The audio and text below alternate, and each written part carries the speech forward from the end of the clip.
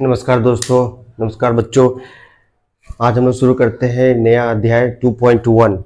2.1 में हम लोग चैप्टर का नाम है वो है बहुपद।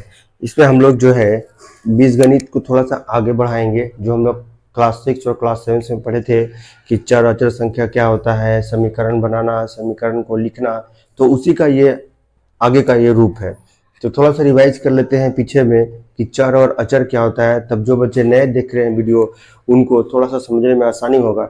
जैसे कि चर और अचर संख्या, जिस तरह से हम लोग संख्या लिखते हैं 5, 6, 7, 8, 9, 10 कुछ भी लिखते हैं, जो संख्या लिखते हैं उसको हम लोग कहते हैं अचर संख्या। कहने का मतलब कि उसका मान निश्चित है, वो चेंज नहीं होगा। लेकिन अब जो हम लोग दूसरी संख्या के बारे में पढ़ेंगे उसको बोलते हैं चर संख्या। चर संख्या जो क्या होता है वो वेरिएबल होता है, बदलते रहता है। एक्स वाई जेड उसको हम लोग मानते हैं, ए बी सी डी, जो भी आपको मानने का मन करे आप लोग उसको मान सकते हैं। तो अब दोनों का इस्तेमाल करके हम लोग बीजगणित सीखते हैं। बिना दोनों का इस्तेमाल किए सीखना मुश्किल है, नहीं सीख पाएंगे हम लोग। ठीक है, तो इसी को हम लोग ओवरऑल जो है समझते हैं। अब देखिए, तो सबसे पहले क्या होता है चर अचर, आप लोग समझ गए। अब देखिए, जो ऑपरेशन जैसे जोड़, घटाव, गुना, भाग इत्यादि जो कुछ भी आप अचर संख्या के साथ करते थे वो आप यहाँ भी कर सकते हैं। पीछे की क्लास में भी हम लोगों ने देखा था कि जो है कुछ समीकरण थे, कुछ फॉर्मूला थे, उसको हम लोगों ने सीखा था और उस पर यूज भी किया था। तो जो ऑपरेशन जोड़, घटाव, गुना, भाग इत्यादि आप करते हैं अचर संख्याओं के साथ, वो उसी तरह से चर संख्या के साथ भी आप उसको कर सकते हैं। जैसे कि देखिए, x प्लस एक्स जोड़े यहाँ पे x गुना x, ठीक है, घटा भी सकते हैं x माइनस एक्स और x डिवाइडेड बाई x। तो ये हो गया आपको x प्लस एक्स 2x, ये हो जाएगा x गुना x स्क्वायर लिखते हैं इसको, और ये 0 हो गया, प्लस माइनस कट गया और ये कट गया, दोनों कितना हो गया 1 हो गया। तो इस तरह से जो ऑपरेशन जोड़, घटाव, गुना, भाग आप अचर संख्या के साथ करते हैं वही यहाँ भी कर सकते हैं। देखिए हम लोग कैसे कैसे करते हैं। अब जो है हम लोग जो है थोड़ा सा आगे बढ़ते हैं। ठीक है, ये सब कुछ बेसिक बातें थी, वो क्लास 6 और 7 की थी। अब हम लोग जो है 8 की थी। अब हम लोग थोड़ा आगे बढ़ते हैं। अब देखिए एक पद हम लिखते हैं, जैसे कि x square plus 3x plus 4। देखिए, अब अगर कोई पूछेगा कि इसमें कितना पद है, तो देखिए हम लोग पद कैसे निकालते हैं, 1 2 3। तो इसमें 3 पद हैं। कितने पद हैं? 3 पद हैं। इसी तरह से अगर कोई पूछेगा कि x प्लस 2, इसमें कितने पद हैं, तो इसमें 2 पद हैं। उसी तरह से कोई अगर पूछेगा कि x का पावर 4 प्लस x का पावर क्यूब प्लस x का पावर स्क्वायर प्लस x का पावर 1 प्लस x का पावर प्लस 3, ठीक है, इसमें अगर कोई पूछेगा कि ये कितने पद का है, तो ये कितने पद हो गया, 1 2 3 4 5, इसमें 5 पद हैं। ठीक है, तो पद इसी को बोलते हैं, मतलब हर एक टर्म को हम लोग पद बोलते हैं। तो ये पद हो गया, इसमें 3 पद है, इसमें 2 पद है, इसमें 5 पद है। अब देखिए गुणांक किसको कहते हैं, तो जो इसके सामने में रहता है गुना के रूप में, उसी को उसका गुणांक बोलते हैं। जैसे एक्स स्क्वायर का गुणांक यहाँ पे कितना है, अगर पूछेगा कि एक्स स्क्वायर का गुणांक कितना है, तो वो है 1 है। एक्स का गुणांक कितना है, तो वो है 3 है। यहाँ पे एक्स का गुणांक कितना है, तो 1 है। यहाँ पर अगर पूछेगा कि एक्स का पावर 2 का गुणांक, तो हम लोग बोलेंगे कि 1 है।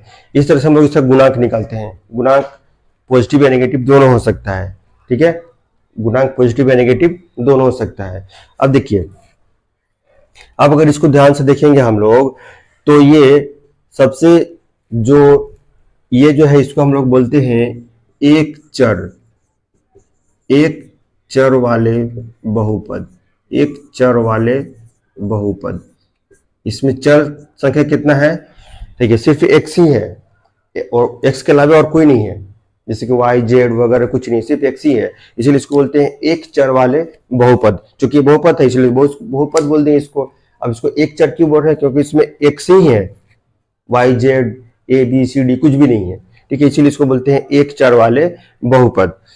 ठीक है, अब देखिए उसी तरह से बहुपद तो है, अब लेकिन ये जो एक चर वाले जो बहुपद है, इसमें जो x का जो घात है सबसे अधिक कितना है, तो 2 है। तो इसको बोलते हैं द्विघात, इसको बोलते हैं हम लोग द्विघात। ठीक है, तो ये क्या हो गया, द्विघात,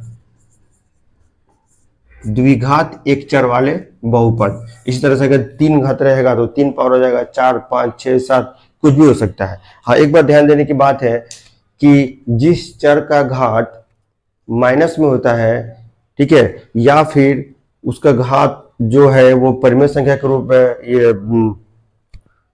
फ्रैक्शन में होता है 1/2, 3/2, तो वो उसका जो है उसको गिनती हम लोग नहीं करते हैं, ठीक है, जैसे हम लोग आगे देखेंगे अभी सवाल में। तो अब देखिए सवाल देखते हैं, छोटा सा इंट्रोडक्शन था, एक बार फिर रिपीट कर दे रहे हैं। चर और अचर किसको कहते हैं? अचर का मान स्थिर होता है और चर का मान वेरिएबल होता है। ये हुआ अचर और ये हुआ चर, ठीक है। तो अब इसमें पद, तो हर एक जो टर्म है उसको पद बोलते हैं, 1, 2, 3, और इसका जो सामने में जो रहता है एक्स के सामने में, ये इसके सामने में जो रहता है वही उसका गुणांक होता है, ठीक है। गुणांक कुछ भी हो सकता है, माइनस प्लस परिमेय से कुछ भी हो सकता है, लेकिन जो ये घात है, घात जो है वो घात पूर्ण संख्या होना चाहिए। ये बात ध्यान देने की बात है कि जो एक्स का जो घात है वो क्या होना चाहिए? पूर्ण संख्या होना चाहिए, तभी उसको हम लोग एक चर वाले समीकरण, द्विचर वाले समीकरण बोलेंगे, उसको द्विघात त्रिघात बोलेंगे उसको। जैसे देखिए हम लोग को जो है प्रश्नावली 2.1, इसमें पता करना है कि कौन एक चर वाले बहुपद हैं। तो हम लोग देखेंगे आराम से कि कौन एक चर वाले बहुपद हैं, ठीक है। देखिए ये तो बिल्कुल भी नहीं है, क्योंकि यहाँ पे एक्स, वाई और टी आ गया, दो गो चर आ गया, ठीक है, इसीलिए ये नहीं है। अब और ध्यान से देखिए कि ये जो है इसको अगर थोड़ा सा हम लोग सिंप्लीफाई करेंगे तो 2 इंटू वाई का पावर -1 हो जाएगा। वाई नीचे में था, ऊपर आएगा तो -1 में हो गया। अब देखिए ध्यान से, इसका जो घात है ये पूर्ण संख्या नहीं है, ये पूर्ण संख्या नहीं है, इसीलिए ये जो है बहुपद है ही नहीं, ये बहुपद बोल रहे हैं, ये समीकरण है ही नहीं, ठीक है। एक चर वाले बहुपद ये है नहीं। उसके बाद देखिए ये वाला, ये इसमें जो है इसको थोड़ा सिंप्लीफाई करेंगे तो t का घात ये इस तरह से है।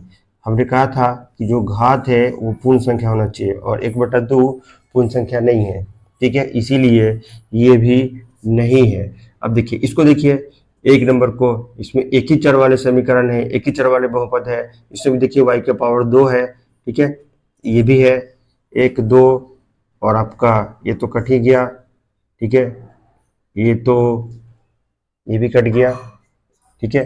तो सिर्फ एक और दो, एक और दो जो है आपका एक चर में बहुपद है।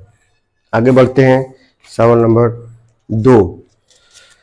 सवाल नंबर 2 में एक्स का स्क्वायर का गुणांक लिखना है। तो देखिए गुणांक कैसे लिखते हैं। देखिए एक्स स्क्वायर का गुणांक क्या है, यहाँ पे 1 है, यहाँ पे -1 है, यहाँ पे π/2 है, और यहाँ पे कितना है, √2 है। गुणांक करने का मतलब क्या हुआ, जो उसका आगे उसके गुना के रूप में है, तो स्पष्ट है कि एक्स स्क्वायर का गुणांक जो है यहाँ पे +1 है, यहाँ -1 है, ठीक है। थोड़ा सा इसको सिंप्लीफाई कर दीजिएगा आप, तो आपको और आसानी से दिखेगा। 2 प्लस, ठीक है, -1 into x square plus x cube, अगर ऐसे लिखिएगा तो और अच्छे से दिखेगा आपको। प्लस माइनस माइनस हो जाएगा यहाँ पे गुना होकर के। आगे बढ़ते हैं हम लोग 3 नंबर। इस 35 घात का द्विपद हमको लिखना है। तो ये बहुत सिंपल है, x का पावर 35 प्लस 5, आप कुछ भी लिख सकते हैं, बस जो घात है वो 35 होना चाहिए। बाकी यहाँ पे भी कुछ भी हो सकता है और इसका गुणांक में भी कुछ भी हो सकता है। यहाँ पे एक ही पद लिखना है, x का पावर 100। यहाँ पे जो गुणांक है ये कुछ भी हो सकता है, 1, 2, 3, 4, 5, 6, 7, 8, 9, कुछ भी हो सकता है। अब आइए हम लोग आते हैं 4 नंबर पे। ये जो बहुपद है, इसमें जो है जो x का जो पावर है वो सबसे अधिक कितना है, 3 है, तो ये इसका घात हो जाएगा। अभी देखिए यहाँ पे जो है जो चर है y है, और y का घात कितना है, अधिकतम 2 है। यहाँ पे देखिए जो यहाँ पे चर संख्या है, चर है वो t है, और t का अधिकतम घात कितना है, 1 है। यहाँ पे देखिए कोई भी संख्या मान सकते हैं आप, x, y, z। यहाँ पे x का पावर 0, तो सेम चीज होगा, 3 इंटू 1 वो चीज होगा, तो यहाँ पे कितना है, 0 है। हम लोग आगे बढ़ते हैं 5 नंबर पे।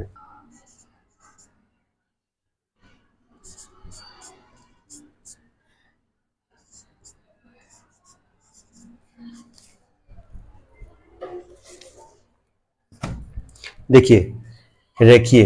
अब यहाँ पे देखिए जो चर संख्या x है उसका अधिकतम घात कितना है, 2 है, तो ये द्विघात हो गया। यहाँ पे जो चर है x है और x का अधिकतम घात कितना है, 3 है, तो ये कितना हो गया, त्रिघात। यहाँ भी जो है चर y है और y का अधिकतम घात कितना है, 2 है, तो ये द्विघात हो गया। यहाँ पे देखिए घात यहाँ पे x का कितना है, 1 है, तो इसको बोलते हैं रेखीय। क्या बोलते हैं इसको, रेखीय। और ये भी रेखीय है, ठीक है। ये हो जाएगा आपको द्विघात और ये हो जाएगा आपको त्रिघात। अब बोल सकते हैं कि इसमें बाकी का टर्म कहाँ गया, तो बाकी का टर्म 0 है, उससे कोई दिक्कत नहीं है। यहाँ बाकी का टर्म क्या है, 0 है, तो हमको सिर्फ पहचानना है। तो जो अधिकतम पावर रहता है, अधिकतम घात रहता है, उसी को हम लोग देखते हैं। तो अधिकतम घात कितना है, यहाँ 2 है, यहाँ 3 है, यहाँ 2 है, यहाँ 1 है, यहाँ भी 1 है, यहाँ 2 है और यहाँ पे 3 है। तो इस तरह से ये जो है प्रश्नावली 2.1 यहाँ पे कंप्लीट हुआ। आगे हम लोग 2.2 करेंगे नेक्स्ट में। Thank you.